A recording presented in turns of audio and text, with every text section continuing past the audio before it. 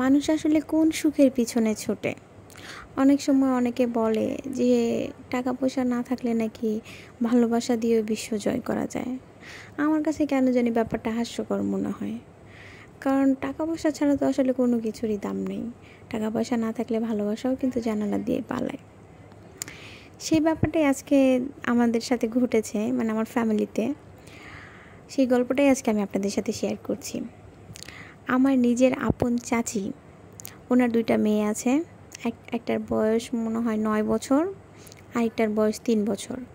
তো 2টা মেয়েকে রেখে, ওনার সুখের সংসার সব কিছু রেখে উনি আরেকটা ছেলের সাথে আজকে পালিয়ে গেছে 2টা মেয়েকে রেখে। এবং ছোট মেয়েটার বয়স 3 বছর হয়েছে কি না আমার মানে সন্দেহ, আমি শিওর জানি না। তো এই ছোটো মেয়েটাকে রেখে উনি আরেকজনের সাথে পালিয়ে গেছে। এর রিজন কী ছিল?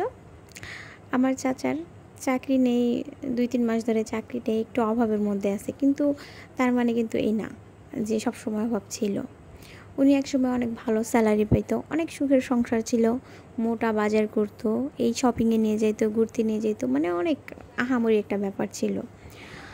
তো আমার চাচিকে উনি অনেক সুখে রাখছে, যখন যা চাইছে তাই দেওয়ার চেষ্টা করছে।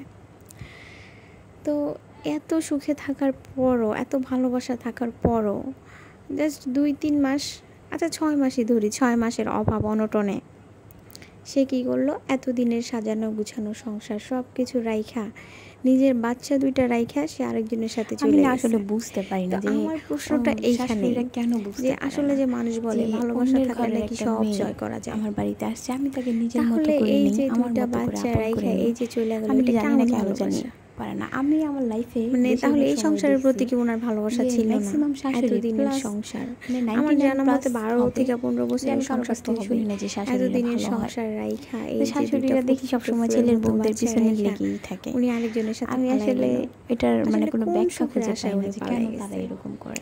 আসলে কিছু এগুলো অনেক শাশুড়ি তো চিন্তা করে দেখছি, এরকমও আছে এগুলোর কোনো ব্যাখ্যা যে নাই।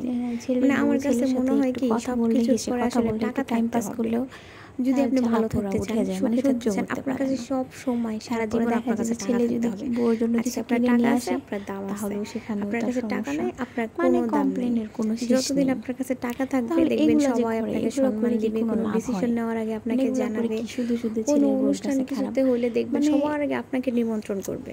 রিজন কি? আপনার অনেক টাকা আছে। কিন্তু আপনার যদি টাকা না থাকে, দেখবেন যে আপনি ফ্যামিলির একজন গুরুত্বপূর্ণ মেম্বার হওয়ার পরও অনেক সময় অনেক সিদ্ধান্ত আপনাকে না জানিয়েই নেওয়া হবে। ওই যে আপনার টাকা নাই, আপনি দিতে পারবেন না। আসলে এই দুনিয়াটার মধ্যে ঘুরে পিছিয়ে সব কিছুই টাকার মধ্যে এসেই আটকায়। এজন্য ভালো থাকতে হলে টাকা থাকতে হবে, টাকা আর্ন করতে হবে। ছেলে হোক বা মেয়ে, যেই হোক, টাকা ইনকাম করতে শেখো যদি ভালো থাকতে চাও।